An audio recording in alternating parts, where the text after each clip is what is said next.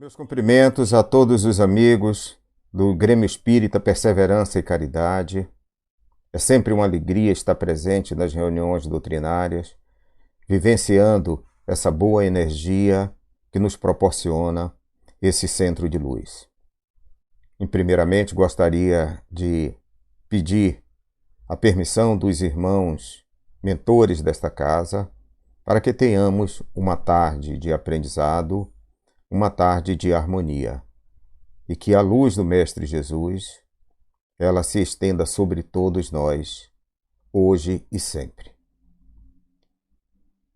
O nosso trabalho de hoje será sobre o livre-arbítrio e as enfermidades decorrentes.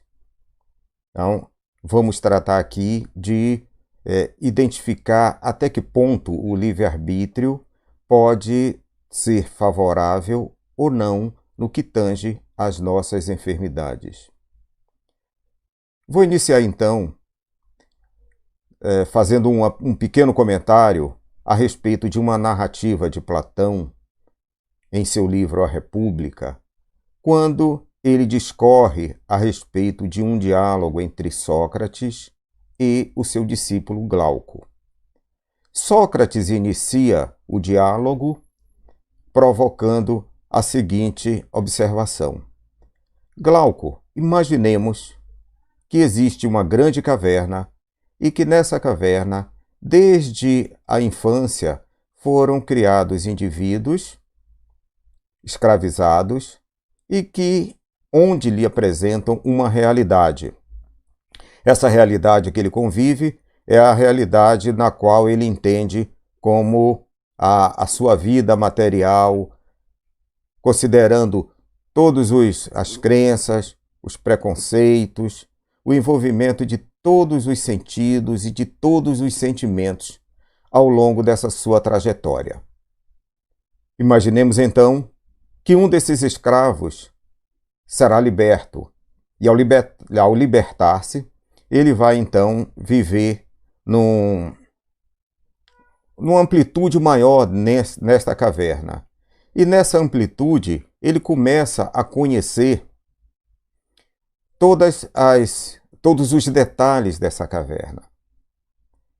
E nessa busca de conhecimento, ele então verifica que aquelas imagens a que todos estão submetidos são, na verdade, imagens provocadas por uma grande fogueira projetada sobre determinados objetos, e o que os prisioneiros veem e que consideram real nada mais é do que sombras.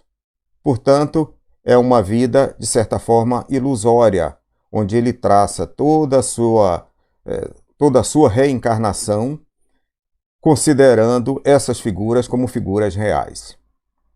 Nesse seu trabalho de exploração na caverna, esse escravo, então, começa a projetar novos conhecimentos, chegando à sala principal desta caverna, onde ele se depara com uma intensa luz, que seria o Sol. Esse Sol representa o conhecimento real da vida. Naturalmente que ele vai ficar entusiasmado com isso. E até por questão de justiça, ele vai imaginar, ora, eu vou continuar vivendo essa vida que me foi apresentada agora, ou eu vou voltar lá para os meus companheiros e avisá-los de que existe toda uma vida muito mais luminosa do que a vida que nós vivemos lá naquela sala. Então ele vai imaginar, ora, se eu for lá, certamente eles vão considerar que eu sou louco, que eu estou delirando, e provavelmente eu serei rechaçado por isso. Mas, por outro lado, tendo chegado a uma sala onde me apresenta a real vida, eu então, por questões de justiça, de moral e ética, me sinto nessa obrigação. E esse é o dilema criado, se ele retorna ou não retorna. Portanto, essa figura, esse mito da caverna, ele tem como objetivo provocar a nossa capacidade de evolução, a nossa capacidade de progresso, a nossa capacidade de entender a vida de uma forma diferente da qual nós vivemos. Tendo em vista que essa pessoa, esse indivíduo, chegou a esse conhecimento pleno, podemos considerar que aí ele chegou à sabedoria, a entender o que é a vida real. Para ele chegar a esse nível de sabedoria, certamente ele passou por um processo de conhecimento. Esse conhecimento foi muito importante para ele para poder alcançar essa sala da sabedoria. E assim, sair da sala da ignorância, onde a maioria de nós está submetido. Submetidos estamos em função dos nossos preconceitos, dos nossos sistemas de crenças, que nos faz enxergar a vida de uma forma, embora haja todo um conhecimento que é trazido principalmente pela doutrina espírita, nos mostrando de que isso que nós estamos vivendo é apenas uma fração da vida real. Se trouxermos essa reflexão para os dias de hoje, vamos verificar o que tem acontecido nos nossos dias. Nós temos um desenvolvimento intelectual, sim, um desenvolvimento tecnológico, mas será que isso está sendo aproveitado da forma correta? Será que isso está sendo aproveitado para o nosso progresso como espírito? Ou está sendo apenas aproveitado para essa nossa ilusão de vida dentro desse espaço da caverna, dentro desse processo de ignorância? Se nós formos verificar, a tecnologia trazida pela internet, por exemplo, nos abre uma porta fantástica a diversos conhecimentos. Mas será que todos usam essa porta para o conhecimento? Ou muitos se perdem na distração, nas mídias sociais, sem utilizar-se dessa importante ferramenta como um objeto de evolução? Então, cabe essa reflexão para os dias de hoje, porque toda a questão do nosso livre-arbítrio, ele está condicionado à forma como nós enxergamos a vida, à forma como nós somos moldados ou como nós nos moldamos a vida. O sistema de crenças, ele tem uma função preponderante nesse aspecto, porque tudo aquilo que nós fazemos, todas as nossas escolhas, elas estão vinculadas ao nosso sistema de crenças. E no nosso sistema de crença, ele vai trazer uma percepção da vida. E essa percepção que é trazida, ela corresponde exatamente, penso eu, ao nosso livre-arbítrio, porque nós só podemos pensar sobre aquilo que nós conhecemos. E de onde vem esse sistema de crença? Nós vamos encontrar esse sistema de crença em diversas formas. Nós vamos encontrá-lo, por exemplo, na nossa formação familiar. Então, aqueles comportamentos que são adquiridos pela criança, ela o é a partir da influência dos familiares, a partir do comportamento, a partir do modo de criação, do modo de educação. Portanto, a vida, ela inicialmente passa a ser enxergada pelas pessoas a partir desses comportamentos. E, naturalmente, que dentro desses comportamentos, muitas vezes, está aí acrescido determinados medos. E esses medos, de uma certa forma, eles são limitantes no processo de crescimento de cada um de nós. Por outro lado, saindo da família, nós vamos para a nossa formação escolar, onde nós adquirimos novos conhecimentos, mas também vamos conviver com outras pessoas e vamos absorver novas informações que vão, assim, agregando ao nosso sistema de crenças. Quando eu falo sistema de crenças, eu quero me referir ao conjunto de informações que nós temos. E esse conjunto de informações é que fazem o nosso conhecimento. E no decorrer dessa nossa vida escolar, nós vamos galgar, então, a posição profissional. E nessa posição profissional, nós vamos adquirir também novos conhecimentos. Nós vamos ter uma nova cultura profissional. E isso vai moldando, vai solidificando todo esse nosso sistema de crenças. Paralelamente também, as filosofias religiosas, elas contribuem principalmente com alguns dogmas. E esses dogmas podem ser limitantes também para alguns. Então, todo esse conjunto de informações, ele vai dizer aquilo que nós devemos fazer com o nosso livre-arbítrio. Vai corresponder às nossas escolhas, à forma como nós enxergamos a vida. E todo o resultado, ele é trazido a partir daí. Então, se nós temos um determinado destino, ele é fruto de toda uma estrutura anterior, da estrutura do nosso sistema de crenças. Porque, vejam só, nós pensamos de acordo com o nosso sistema de crenças. Então, nada está desvinculado daquilo que nós acreditamos. Os nossos pensamentos, eles se transformam em palavras. Essas palavras se transformam em ações. As nossas ações se transformam em hábitos. Esses hábitos produzem os nossos valores. E esses nossos valores, eles produzem o nosso destino, o nosso futuro. Então percebamos que todo esse sistema de crença, ele tem um envolvimento muito grande naquilo que nós escolhemos para a nossa vida, de que forma nós conduzimos a nossa vida. Portanto, é importante essa percepção porque ela é individual. Nós não temos percepções idênticas. Mesmo sobre um fato, há percepções sobre aquele fato de forma diferente, porque é uma interpretação individual. Filosofias como o niilismo, que indica que a existência humana não tem sentido ou qualquer propósito divino, ou seja, a vida ela é a vida puramente material, ou o próprio hedonismo, trazido dos hábitos do Império Romano, no sentido de aproveitar a vida, transformar a vida em apenas uma dedicação ao prazer. Esse seria o estilo de vida. Naturalmente que isso está condicionado ao livre-arbítrio de cada um.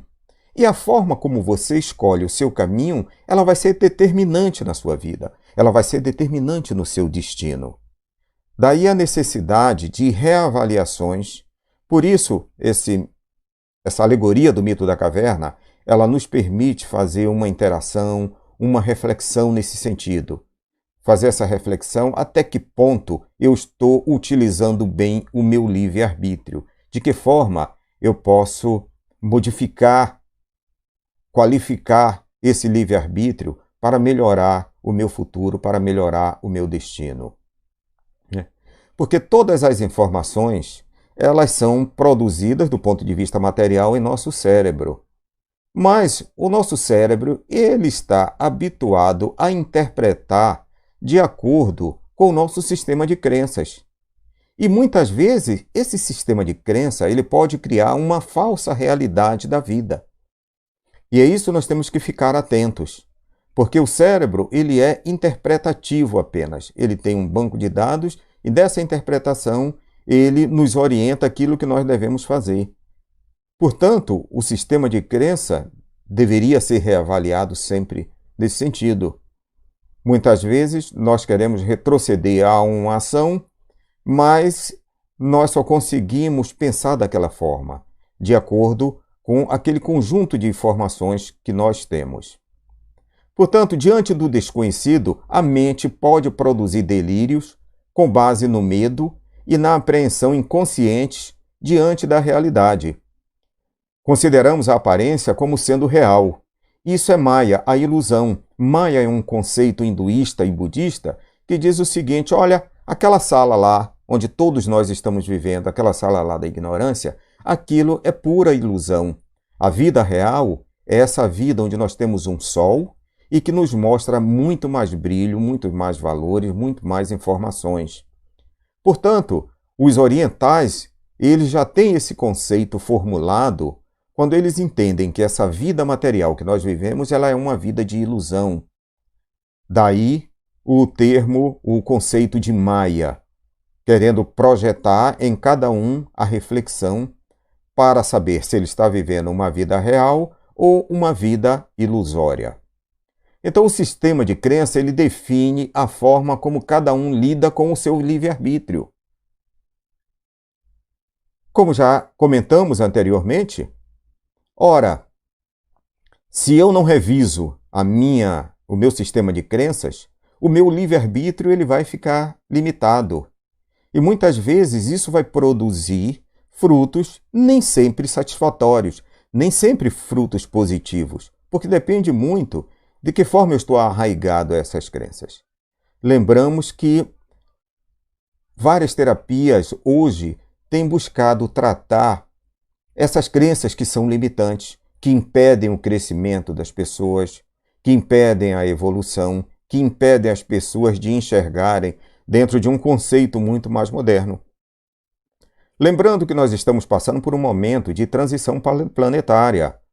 E nesse momento de transição planetária, é necessário que nós mudemos a nossa forma de pensar, que nós ampliemos a nossa capacidade de conhecimento, a nossa capacidade de autoconhecimento também, para assim melhorar a psicosfera do nosso planeta, que depende de todos nós. Nós vivemos em um mundo material onde somos apresentados através de 5 sentidos. Então, todo o entendimento que nós temos está vinculado a esses 5 sentidos, que são os comuns que nós conhecemos, da visão, do olfato, do paladar, da audição, do tato. Esses são os principais sentidos que nós estamos vinculados. Portanto, a nossa percepção da vida ela é muito material.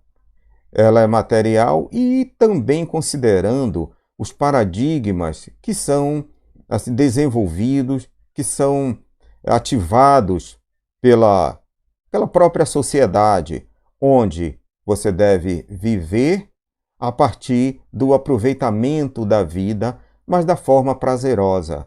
E por que não aproveitar essa vida para ampliar os seus conhecimentos, para ampliar a sua capacidade de entendimento a outro nível, a um nível mais elevado, a um nível mais transcendente? E a doutrina espírita ela é muito pródiga nesse aspecto, quando ela nos traz informações detalhadas do mundo dos espíritos, detalhada de quais são as nossas necessidades e quais são as ferramentas que nós podemos utilizar no nosso processo evolutivo. Por quê? Quem enxerga é o cérebro que recebe as informações pelas vias aferentes. E o cérebro ele interpreta aquilo que nós vemos. Então, quando eu vejo um objeto, eu apenas consigo transmitir através de impulsos elétricos para o cérebro aquela informação. O cérebro, em seu banco de dados, ele vai codificar e vai comparar e ver, olha, essa imagem que você está vendo significa isso. Mas isso porque está no banco de dados do cérebro. Ele não consegue, então, comparar ou decodificar aquilo que ele não conhece, aquilo que não está no seu banco de dados. Portanto, nós precisamos ampliar o conhecimento, melhorar essa nossa capacidade intuitiva para, assim, levar ao cérebro novas imagens, novas percepções para o prosseguimento dos seus processos normais. O que o homem não enxerga, para ele não existe. Isso se configura uma continuação do que falamos há pouco. Ora, tem muita gente que entende que eu não vejo isso, se eu não vejo, isso daí não tem sentido para mim. Isso não existe. Só existe para mim aquilo que eu vejo. Aquilo que eu não vejo não existe. Mas imaginemos, uma pessoa ela vive em um determinado bairro e ela nunca saiu daquele bairro. Qual vai ser o universo dessa pessoa? Vai ser aquele bairro. Porque ela não consegue projetar um conhecimento sobre aquilo que ela não tem. Se ela não tem a experiência, ela não vai conseguir transformar isso em uma imagem real que será assim decodificada pelo cérebro. Então, o universo de cada um depende daquilo que ele conhece. Por isso, o grande número de preconceitos, o grande número de limitação das pessoas. E é essa proposta que nos traz a doutrina espírita, de ampliar essa nossa capacidade de entendimento sobre a vida.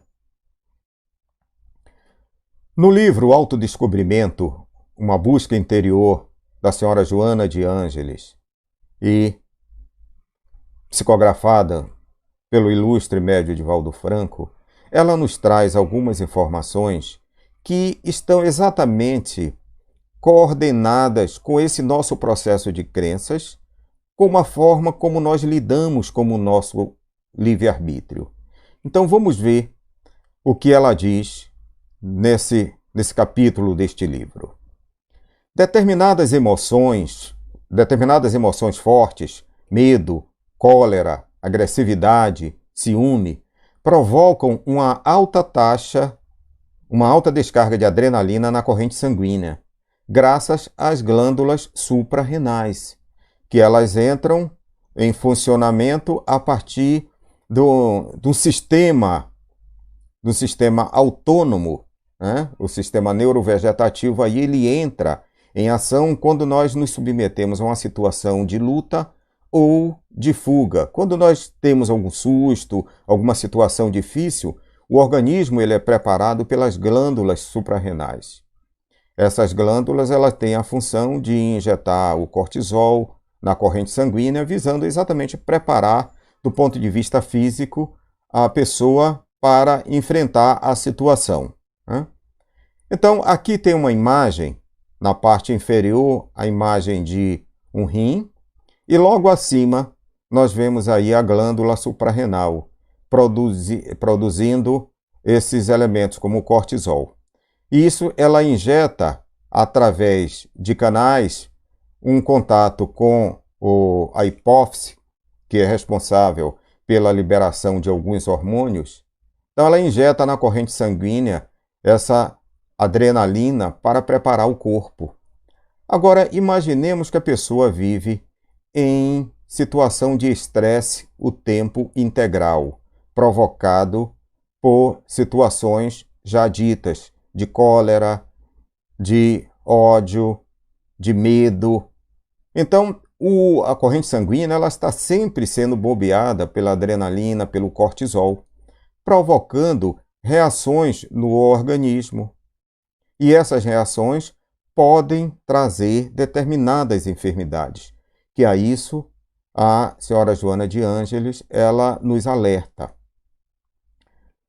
Ela diz ainda, continuando, por sua vez, essa ação emocional, reagindo no físico, nele produz aumento da taxa de açúcar, mais forte contração muscular, em face da volumosa irrigação do sangue e sua capacidade de coagulação mais rápida.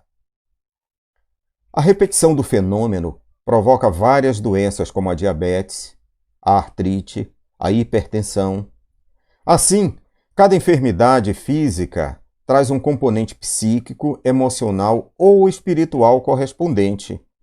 Então, percebam a profundidade da informação.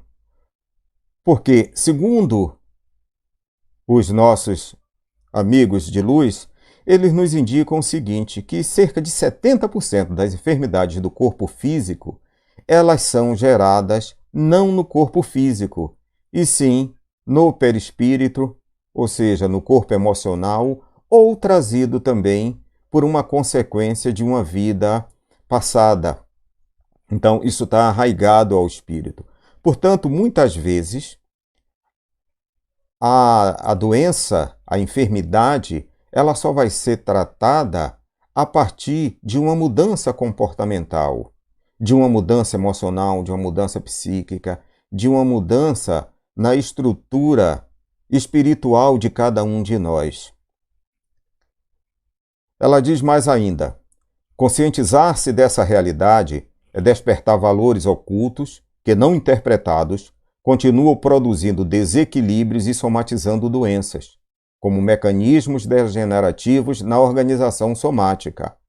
Ora, nós vamos ter desequilíbrios exatamente a partir disso, Portanto, a necessidade dessa conscientização, a necessidade de nosso despertamento. De que forma eu estou usando o meu livre-arbítrio? Será que ele está me causando enfermidades? Até que ponto ele está sendo positivo ou não nas minhas ações? Até que ponto ele está tendo uma interferência na minha organização do corpo físico biológico? Então são reflexões que nós precisamos, assim, experimentar para poder entender o processo individual. Cada um de nós está submetido a um determinado processo. E cabe a cada um também raciocinar, analisar e buscar essa conscientização da realidade, para poder entender melhor qual a forma de mudar, de que forma eu preciso me posicionar para mudar essa situação que eu estou vivendo aqui. Ela diz mais: os indivíduos, no entanto, mergulhados no processo do crescimento, raramente se dão conta de que o sofrimento, que é fator de aprimoramento, ainda constitui instrumento de evolução em se considerando o estágio da humanidade. Ora, nós estamos em um mundo de provas e expiações. E no mundo de provas e expiações ainda se caracteriza muito o sofrimento, a dor física, que é a manifestação que nós temos diante desse nosso estágio evolutivo. Entretanto, o sofrimento, aqui como ela diz, é um processo para aprimoramento. Enquanto nós não compreendermos esse mecanismo, nós vamos ficar queixosos e cada vez mais aumentando o nosso sofrimento. Porque se eu não consigo perceber que eu estou num processo de sofrimento como uma forma educativa, como é que eu vou avançar? Como é que eu vou sair desse sofrimento? Se eu só reclamo, se eu só faço desejar a vida do outro e achando que a minha vida é uma vida desvalorizada. Então, cabe a cada um de nós entender até que ponto o sofrimento pode ser um instrumento de avaliação e de aprimoramento da nossa evolução. Quando a mente elabora conflitos, ressentimentos, ódios que se prolongam, os dardos reagentes disparados desarmonizam as células dos seus automatismos, as quais degeneram, dando origem a tumores de vários tipos, especialmente cancerígenos, em razão da carga mortífera de energia que as agride. Portanto, se nós não nos livrarmos desses conflitos, desse ódio, do ressentimento, do rancor, da mágoa, da inveja, do ciúme, nós vamos estar bombardeando as nossas células, que vão se reproduzir e se multiplicar de uma forma deformada. E nessa deformação, ela vai constituir novas enfermidades. Portanto, é preciso compreender esse sistema. É preciso compreender que nós estamos nesse mundo de provas e expiações de uma forma educativa. A Terra é uma grande escola e nós precisamos nos adequar a essa escola. Nós precisamos aprender a lição a cada dia. É fácil? Claro que não é fácil. O esforço é muito grande para isso. E todos nós estamos desenvolvendo esse esforço. Alguns mais, outros menos. Mas é inexorável que todos serão levados a um progresso, dependendo do interesse de cada um ou não. Porque nós vamos passar para um orbe de regeneração. Lá é necessário que nós reavaliemos todos os nossos hábitos, que reavaliemos os nossos conhecimentos. Porque só assim nós vamos estar devidamente integrados nessa chamada nova Terra. O autoconhecimento desempenha relevante papel no adestramento do ser para a sua superação e perfeita sintonia com a paz. Ora, o conhecimento é uma das ferramentas importantíssimas. O autoconhecimento também, porque nós precisamos conhecer. O autoconhecimento não é só na questão comportamental, psíquica, mas envolve o nosso corpo físico, nós precisamos entender o que é o nosso corpo físico. Nós precisamos entender o que é o nosso corpo energético. Nós precisamos entender o que é o nosso corpo emocional. Nós precisamos entender o que é o nosso corpo mental. Porque há um conjunto de corpos que determinam o indivíduo, que fazem parte do indivíduo. E se nós desalinhamos esses corpos, certamente isso será desencadeado no corpo físico, que é quando nós vamos sentir os efeitos e aí aquele sofrimento da dor física, que é superável. Pior é a dor moral, que é a dor que está no espírito, e que muitas vezes nós desencarnamos ainda com a dor moral e precisa de muito mais recursos para superar essa situação. A medicina nos oferece diversos medicamentos para mitigar os efeitos do nosso sofrimento, mas nós podemos sim modificar o nosso sofrimento a partir do nosso autoconhecimento, a partir da forma como nós enxergamos a vida e como nós a conduzimos. Essa é uma preocupação muito antiga. Paulo de Tarso já disse: desperta, ó tu que dormes, levanta-te dentre os mortos e o Cristo vos ressuscitará. Isso foi dito há quase 2000 anos. Ora, o que é que ele está dizendo? Olha, vocês estão naquela sala que o Sócrates falou, naquela sala da ignorância. Vocês estão dormindo. Então, isso é tão atual quanto há 2000 anos atrás.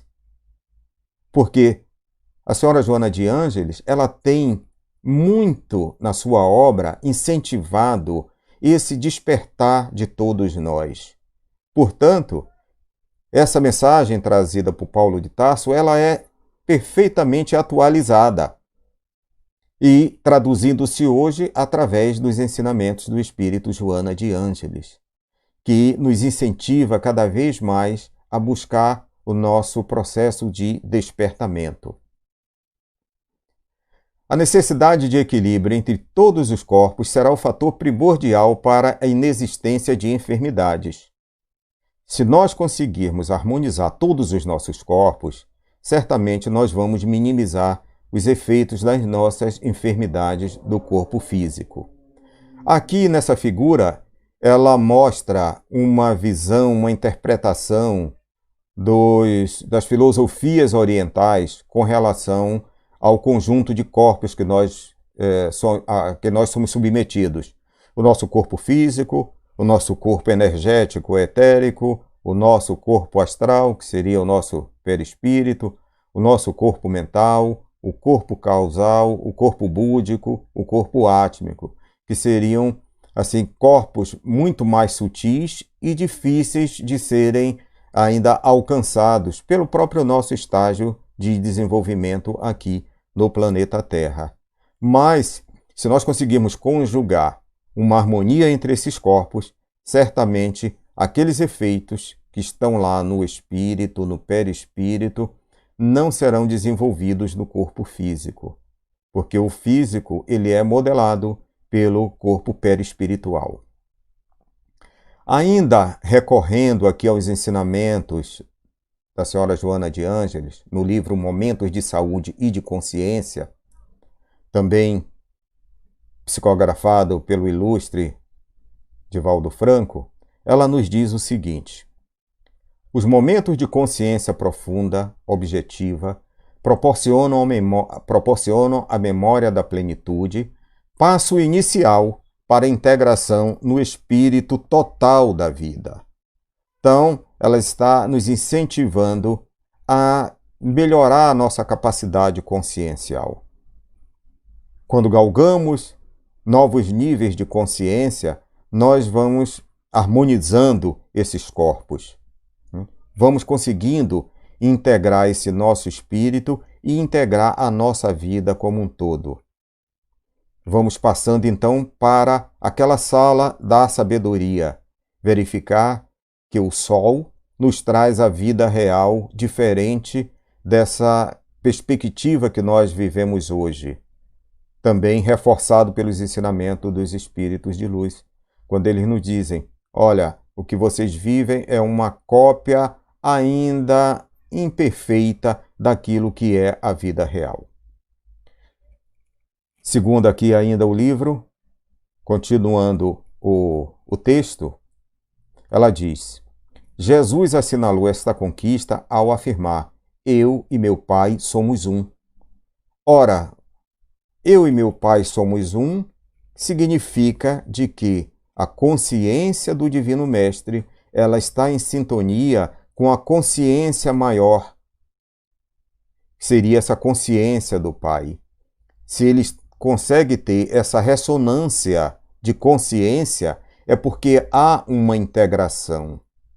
E é a essa integração que nós somos convocados a começar a elevar a nossa capacidade consciencial para entender de que no universo tudo é consciência, que existe uma consciência máxima, que é a consciência geradora, que nós somos pequenas centelhas dessa consciência, mas fazemos parte desse todo. E esse todo, nós vamos nos integrando à medida que nós passamos por um processo evolutivo, saindo do mundo de provas e expiações para um mundo de regeneração, depois para mundos felizes e, provavelmente, para mundos celestes. Naturalmente, que há quantos milhares ou milhões de anos nós estamos aqui desse mundo primitivo ou de provas e expiações. Então, o processo ele é muito longo, ele é muito lento e vai depender de cada um acelerar o seu processo. Continuando, havia uma perfeita identificação entre ele e o gerador universal, acenando aos seus discípulos a possibilidade de consciência integral com plenitude pessoal. Olha aí o que eu acabei de falar. A possibilidade existe de nós sairmos desse mundo de provas e expiações para um mundo de regeneração, para um mundo felizes ou mundos celestiais. Essa consciência integral, ela é possível sim. Vai depender do esforço, dos desafios que cada um vai enfrentar, da vontade e de colocar-se como objetivo evolutivo a caminho de um melhor desenvolvimento pleno. Interessado na elucidação da plenitude, Allan Kardec indagou aos gênios espirituais, conforme anotou em O Livro dos Espíritos na questão 967. Questão 967. Em que consiste a felicidade dos bons espíritos?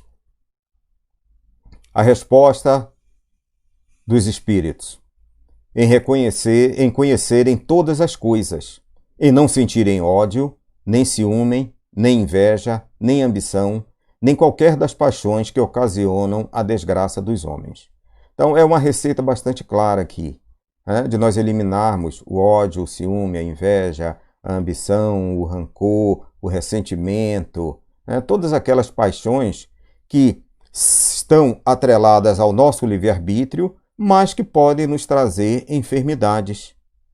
Então, essa ligação ela está bem clara entre o nosso livre-arbítrio e as enfermidades que nós adquirimos por força das escolhas equivocadas que nós fazemos.